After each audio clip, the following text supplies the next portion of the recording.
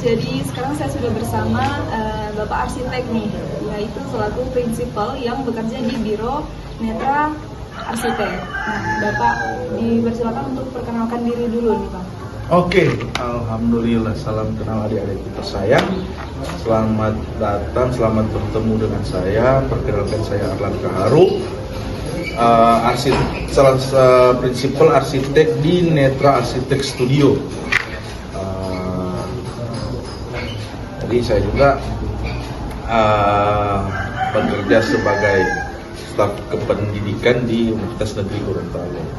Mungkin kalau bisa ketemu di kampus, bisa juga ketemu di studio.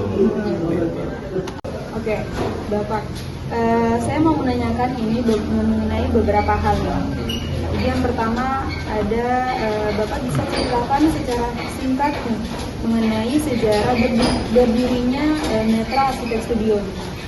Ya, jadi Netra Arsitek itu dia berdiri di tahun 2022. Lupa ingat itu 2022 kan misalnya. 2022 itu kami masih terlalu belia, masih baru di Gorontalo. Tapi sejarahnya itu ada beberapa teman-teman yang memiliki visi yang sama, bahwa mereka itu senang merancang, senang menggambar, suka mendesain. Bertemu dengan saya, lalu mereka menawarkan bahwa Arlan, bagaimana kalau kita ini bikin biro arsitek atau studio arsitek? Oke, saya sambut ide itu. Langsunglah kami bersepakat. Pertama itu kami ada bertiga, saya, CEO-nya Pak Afif, sama Pak Kavin sebagai bimbing. Itu adalah tim kecil dulu. Saya terbentuk studio arsitek di tahun 2022 ya, saya ingat 2022. 3 tahun kurang lebih 3 tahun seperti itu. Nah, jadi karena saya melihat ada visi yang cukup visioner dari kawan-kawan ini, ditambah dengan beberapa konsep dari saya terkait dengan biro. Saya juga sudah pengalaman bergabung dengan beberapa biro besar di Manado, sehingga saya bersepakat dengan kawan-kawan, ayo kita join untuk membuat biro arsitek yang dimana Netra Arsitek ini fokus ke desain saja, perancangan. Baik, terima kasih. Nah, selanjutnya ini bagaimana struktur organisasi dan peran utama dari tim yang ada di Netra Arsitek Studio ini? Jadi struktur organisasi yang ada di kami itu, pertama kami di dalam Netra Arsitek itu sebenarnya tidak mengenal adanya atasan dan bawahan. Kami ya memang secara administrasi kami membagi bahwa di dalam studio itu ada bagian administrasi, ada yang bagian project. Di bagian administrasi pasti pemimpinnya adalah sebuah CEO atau direktur. Nah, CEO itu adalah kepala dari manajerial. Dari situ ada Bung Hafid. Nanti bisa dicek nama lengkapnya itu di website kami di www.netraarsitek.com. Jadi nanti kita taruh ya di bawah website dari. Nah, dari prinsip dari CEO itu turun ke saya sebagai prinsipal arsitek. Jadi saya yang mengelola desain, mana dengan beberapa tim. Di situ ada tim BIM engineer, ada juga tim structural engineer, ada mechanical electrical engineer. Di situ kami saling berkoordinasi terkait dengan project yang sedang jalani. Nah, selanjutnya dari tim desain itu kami juga mengadakan bekerja sama dengan beberapa kolaborator namanya. Itu kolaborator, ada beberapa kolaborator yang kita ajak bekerja sama. Salah satunya itu adalah tim visualisasi atau tim rendering. Ada visualisasi, ada rendering, dan sama animasi. Nah, jadi ada beberapa tim yang sudah kami percayakan untuk bekerja sama di bidang visualisasi. Itu kami bangun kerjasama kolaborator.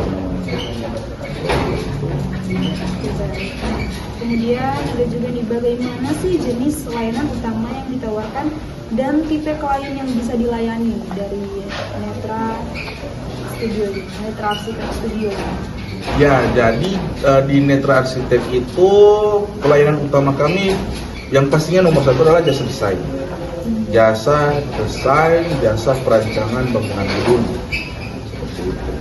Dari berbagai fungsi, mulai dari fungsi hunian, fungsi pendidikan, fungsi komersil, fungsi kesehatan. Ada beberapa portofolio kami, sudah beberapa proyek kami selesaikan di beberapa fungsi bangunan yang ada. Untuk yang hunian ada yang rumah, ada yang kos-kosan, ada yang residence, ada yang hotel melati, hotel bintang 4, itu sudah kami handle proyeknya. Ada juga bagian fungsi kesehatan, kami sudah pernah mendesain rumah sakit, bermacam-macam.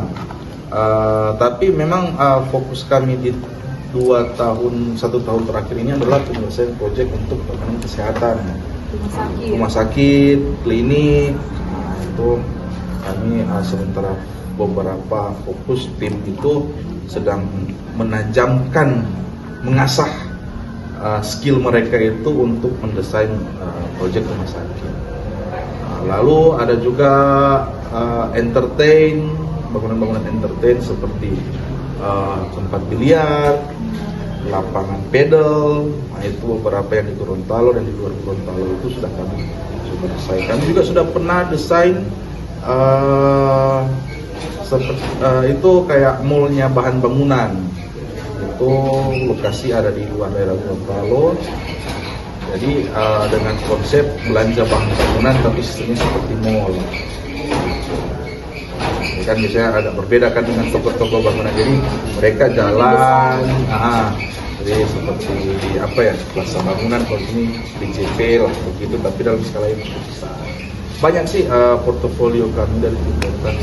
Klien yang bisa kami handle, pertama semua klien intinya kami handle. Semua klien adalah raja, klien adalah ratu.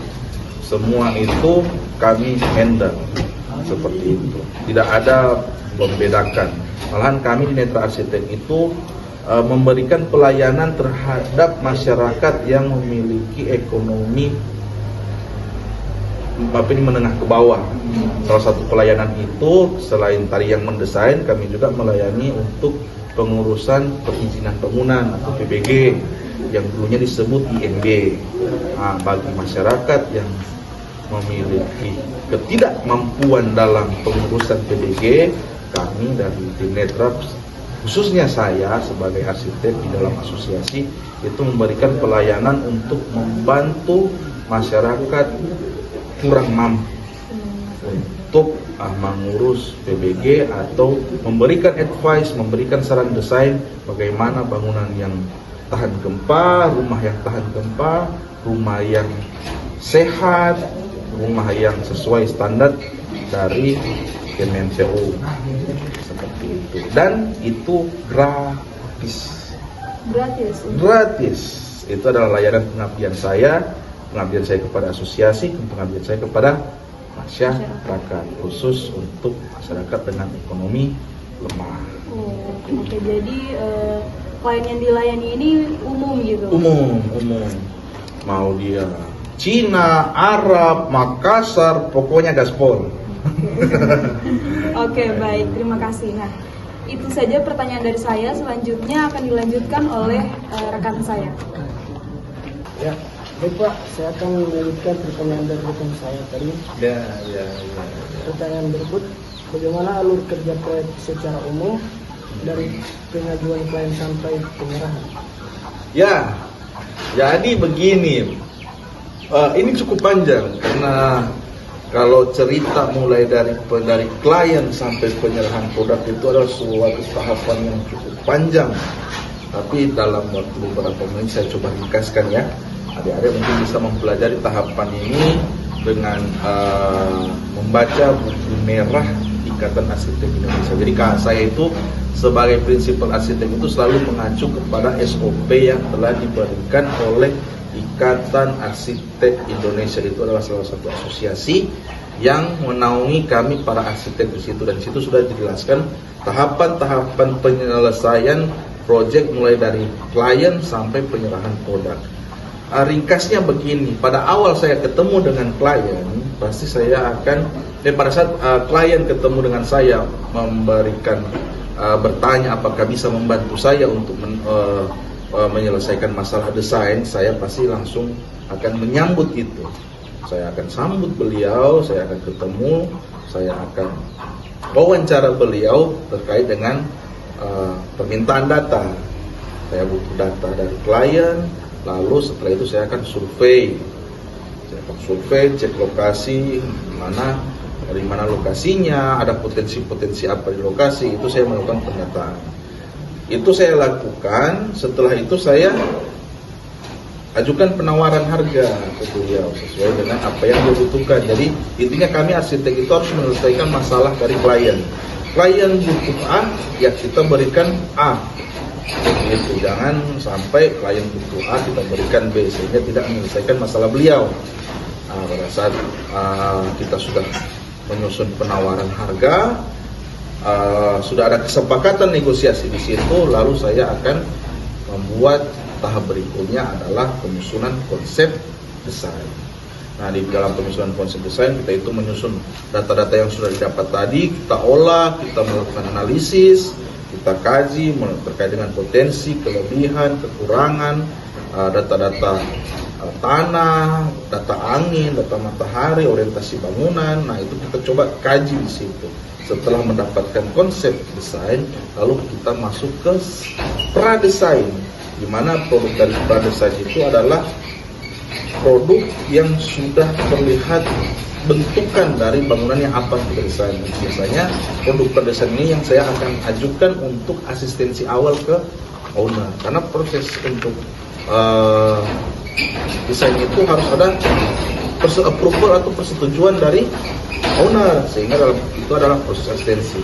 Dengan beberapa kali asistensi, pasti setelah asistensi itu jikalau sudah fix pradesainnya, bentuknya sudah fix, baru saya masuk ke skematik desain. Jadi dalam skematik desain itu kami sudah menyusun skema-skema, gambar-gambar, mulai dari gambar rencana material yang digunakan, interior yang seperti apa, eksterior yang seperti apa. Nah, itu saya mulai ajukan kepada owner mulai dari prinsip-prinsip dan detail-detailnya. Setelah sudah sepakat di situ, lalu saya akan masuk ke penyusunan DED atau Detail Engineering Design atau penyusunan gambar kerja. Produk dari Netra itu bukan hanya basic design saja, tetapi sampai ke DED atau Detail Engineering Design. Itu gambar kerja. Gambar kerja di mana? Gambar kerja itu adalah acuan dari owner atau acuan dari kontraktor nanti akan membangun bangunan tersebut, sehingga dia bisa membangun bangunan yang didesain itu sesuai dengan apa yang didesainkan oleh arsitek. Membangun bangunan sesuai dengan apa yang didesain oleh arsitek, karena ini desain ini sudah di-approve, sudah disetujui oleh klien atau dari owner. Nah, setelah DED selesai, lalu saya masuk ke tahapan penyerahan dokumen finalisasi. Nah, kita serahkan, biasanya itu ada 4 produk, ada gambar DED-nya, ada konsep desainnya, ada RAB-nya, penyusunan RAB, rencana anggaran biaya, dan spesifikasi teknis untuk bangunan tersebut. Lalu kita berikan souvenir berupa flash disk untuk menyimpan data-data hasil rancangan itu dalam bentuk soft file, dimana jika hard copy-nya rusak, itu klien bisa cetak sendirilah untuk perbanyak atau mengcopy dokumen tersebut. Itu adalah ringkasannya mulai dari tahapan saya ketemu klien sampai saat setelah terima produk kepada klien, seperti itu. Baik, pertanyaan selanjutnya Pak, perangkat lunak atau teknologi yang umum digunakan di kantor itu apa Pak? Kalau bercerita software, jadi sebenarnya di kantor itu dalam arsitektur itu ada hardware, ada software. Hardware-nya itu pasti kami itu memiliki komputer, laptop, printer, dasarnya sih itu. Jadi kami memiliki perangkat hardware yang cukup spek tinggi untuk bisa menjalankan software yang nanti akan dipakai. Software yang digunakan itu pertama, satu, di Netra Arsitek wajib BIM. Di Netra Arsitek wajib BIM. Aplikasi yang kami gunakan dalam BIM itu ada dua divisi di dalam Netra. Ada divisi yang menggunakan Archicad sebagai gambar kerja, ada divisi yang menggunakan Revit sebagai gambar kerja, penyusunan gambar kerja. Lalu untuk bagian engineer struktur itu menggunakan aplikasi ETABS dan SAP 2000, tapi mayoritas kami menggunakan ETABS karena itu adalah aplikasi yang sesuai dengan penyelesaian analisis struktur. Untuk visualisasi dan pradesain kami masih menggunakan awal itu AutoCAD, SketchUp, Google SketchUp itu kami masih gunakan untuk mencari pradesain. Intinya banyak aplikasi yang kami gunakan untuk software engineer dalam penyelesaian satu produk. Tidak bisa hanya satu software saja untuk menyelesaikan satu desain, itu harus menggunakan beberapa lintas software. Untuk visualisasi dan render kami menggunakan D5, menggunakan Lumion, menggunakan Twinmotion. Banyak beberapa tergantung kolaborator nanti yang join dia bisanya pakai apa. Tapi style gambar kami itu bisa dicek di website. Setidaknya kami lebih ke arah realistic rendering lah, seperti itu. Mencoba untuk realistic rendering. Selanjutnya ada juga aplikasi Tekla. Kami coba pakai Tekla untuk detail pembesian atau detail analisis untuk pembesian di dalam struktur, seperti itu. Ada beberapa software analisis juga yang kami coba pakai untuk mendukung analisis, seperti ada yang Ecotech, ada Velux, visualization untuk analisis matahari. Itu kami memakai itu untuk simulasi saja. Sisanya intinya dominan kami pakai itu adalah software yang menyangkut dengan BIM.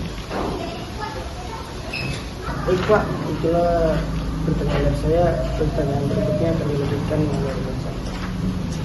Baik, izin Pak, saya akan melanjutkan pertanyaan dari teman saya tadi. Saya ingin bertanya kepada Bapak, bagaimana proses koordinasi dengan pihak lain atau konsultan lain, kontraktor atau instansi perizinan begitu Pak? Oh ya, terkait masalah koordinasi. Di dalam dunia arsitek paling penting itu menjalin networking. Ini saya kasih tahu kalian, dalam dunia arsitek, dalam dunia merancang itu paling penting menjalin networking atau relasi. Jikalau kita relasi sudah kuat, perkawanan kita sudah kuat, saya pasti yakin kita akan mudah dalam berkomunikasi dan berkoordinasi. Jadi sepengalaman saya, sepemahaman saya dan selama saya melakukan profesi ini, alhamdulillah saya belum pernah mendapatkan hambatan dalam koordinasi. Karena arsitek itu adalah salah satu ilmu yang kalian harus pelajari, adalah ilmu untuk koordinasi dengan pihak lain. Itu adalah salah satu ilmu yang kalian harus. Jadi kalau saya ada project, saya harus berkoordinasi dengan klien. Kalau saya ada PPG atau pengurusan izin, saya harus koordinasi dengan dinas terkait, seperti di sini dinas PU. Saya harus ketemu dengan kepala bidangnya, saya harus ketemu untuk menceritakan apa, di mana lokasi bangunan saya, apakah bisa diizinkan atau tidak untuk dibangun. Saya konsultasi dengan lokasi proyek saya di sini, apakah sudah sesuai dengan tata daerah di tata ruang dan wilayah yang diputuskan oleh Gorontalo. Jadi saya harus koordinasi dengan mereka sebelum saya melakukan perancangan. Lalu pada saat saya mendesain, saya harus koordinasi juga dengan PU. Saya harus koordinasi dengan, ada namanya itu TPA, tim pendamping ahli. Di mana TPA itu ada 3 orang, ada TPA arsitek, ada TPA struktur, ada TPA MEP. Di mana TPA arsitek itu saya harus konsultasi ke arsitekturan saya, di mana TPA struktur saya harus konsultasi struktur dari bangunan yang saya desain, dan MEP, tahu MEP? Mechanical, Electrical, dan Plumbing. Jadi itu yang terkait dengan listrik, dengan AC, penangkal petir, kebakaran, itu saya harus konsultasikan juga dengan pihak yang berbeda. Karena arsitek itu dia harus, walaupun dia tidak ahli, tapi dia menguasai 3 bidang ini. Itulah kenapa saya harus berkoordinasi dengan mereka, karena mereka adalah para ahli-ahli. Saya tahu tapi tidak ahli. Kalau ahli ya mereka, jadi saya harus koordinasi dengan mereka untuk mendapatkan hasil desain yang sangat baik. Tapi alhamdulillah Biar di luar Gorontalo Tidak ada hambatan. tidak ada hambatan. Dimanapun mereka, selama mereka welcome dengan saya pasti akan layani. Saya berkoordinasi. Kemudian selanjutnya Pak, apa tantangan manajerial terbesar dalam menjalankan kantor di Gorontalo? Tantangan manajerial saya yang saya alami adalah bagaimana memisahkan pekerjaan di mana tim saya ada generasi milenial dan ada generasi Gen Z. Karena itu adalah 2 generasi yang berbeda dan harus ada perlakuan yang berbeda terhadap apa yang harus saya treatment kepada mereka, karena itu adalah pola generasi yang berbeda yang memiliki penyampaian teknis yang berbeda dengan itu misalnya tantangan terbesar saya sih. Sisanya ya sewajarnya kantor lah, di mana saya memberikan arahan kepada tim, di mana juga saya memberikan masukan kepada tim, lalu tim akan feedback lagi ke saya untuk mengasistensi ke saya terkait dengan progres dan hasil yang sudah dikerjakan oleh tim. Itu memang tantangan terbesar, dan masukan bagi saya itu kalian generasi Gen Z itu ya kalau bisa lebih semangat lah seperti itu, jangan loyo gitu, karena pengalaman saya generasi seperti yang kalian ini kalau sangat semangat, kalau loyo memang sangat loyo seperti itu.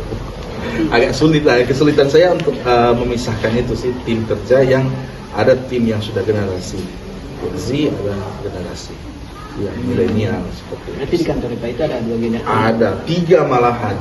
3 generasi? 3 generasi, sehingga saya sebagai prinsipal harus hati-hati dalam memberikan arahan, memberikan perintah, memberikan masukan, karena di dalam tim itu jikalau komunikasinya tidak jalan, maka hancurlah sebuah tim.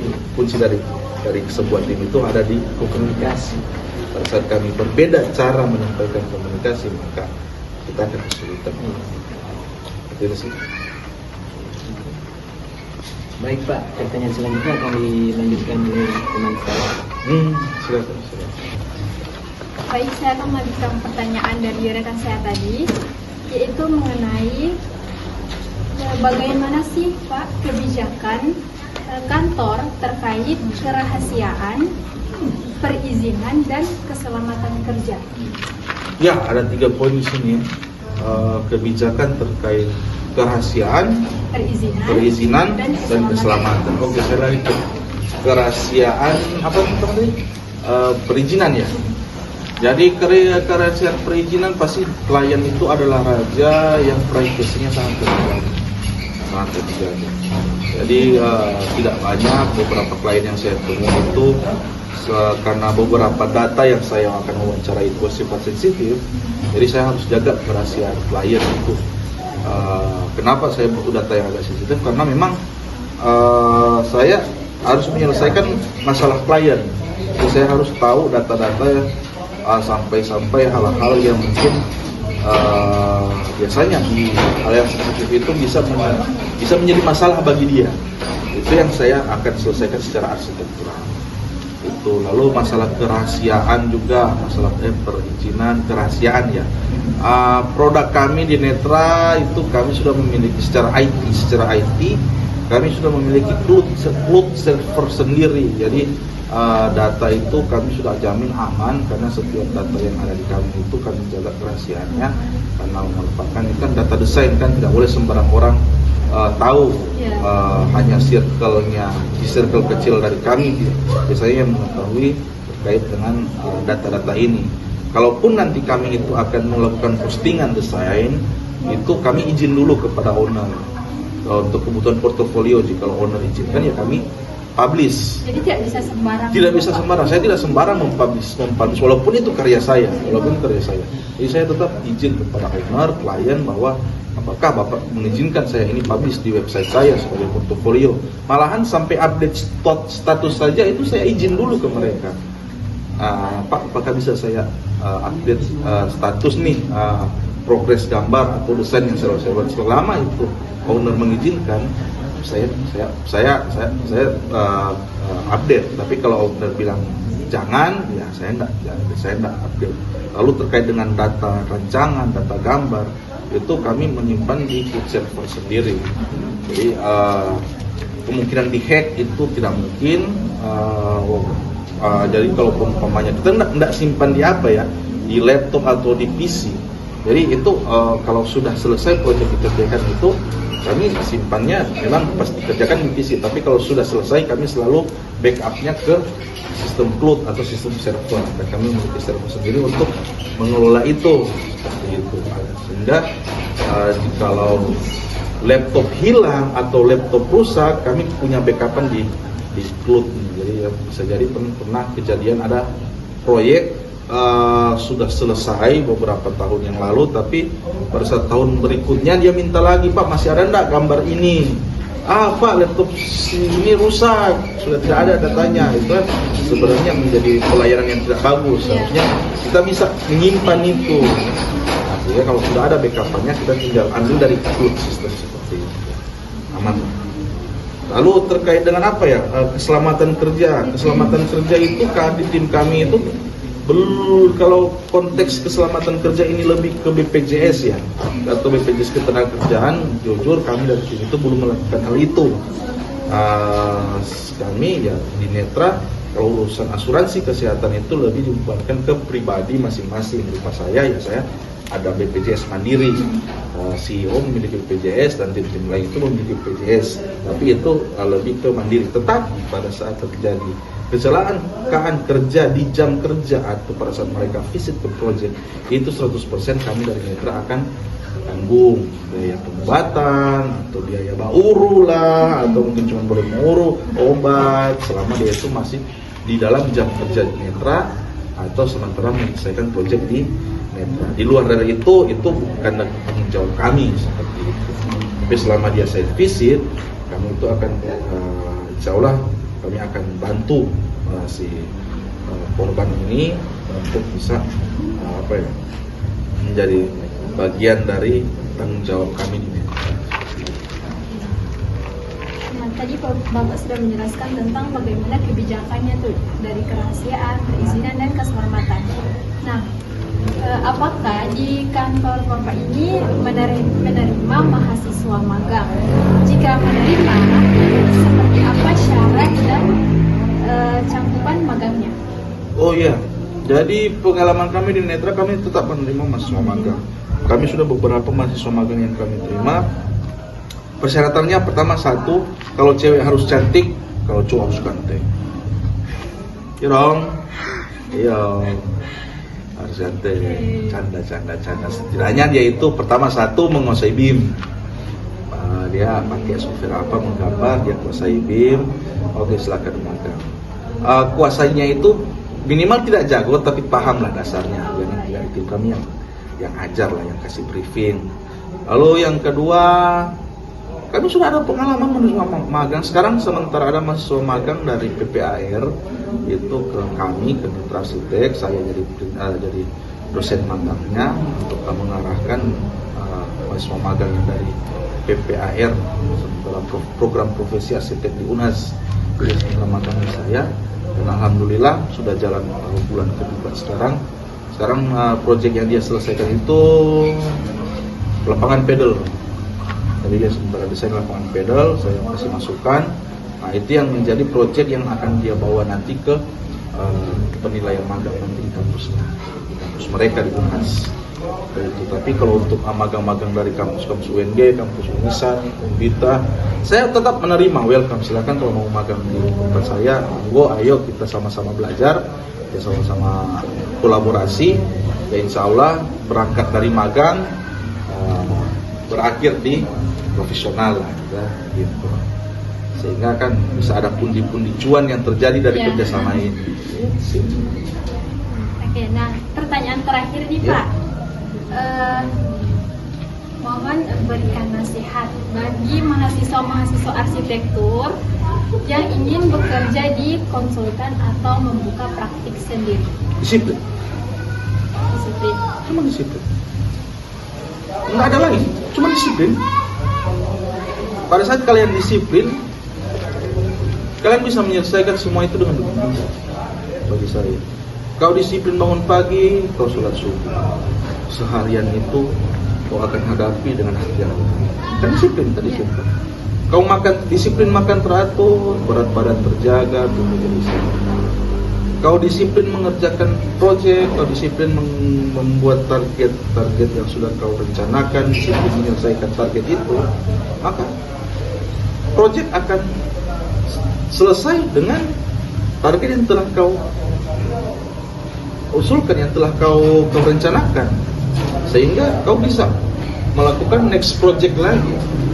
Bayangkan kalau kalian tidak disiplin, hidup kalian berantakan, tubuh kalian berantakan, otak kalian berantakan, waktu kalian berantakan, sehingga itu akan berefek ke pekerjaan. Apalagi kalian sekarang mahasiswa, kalau kalian tidak disiplin dalam menyelesaikan tugas-tugas yang diberikan kampus, kalian tidak disiplin menyelesaikan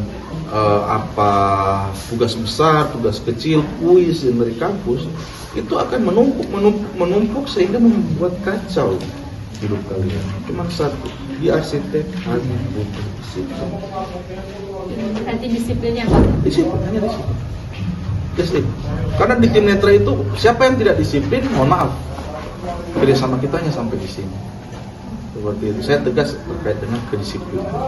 Jikalau mungkin ada yang melanggar, kalaupun saya tidak luput dari rasa bersalah, saya juga manusia. Tapi jikalau memang saya melanggar kedisiplinan itu, saya siap dikomentari, saya siap dimarah, saya siap disanksi, dan saya juga siap untuk meminta maaf.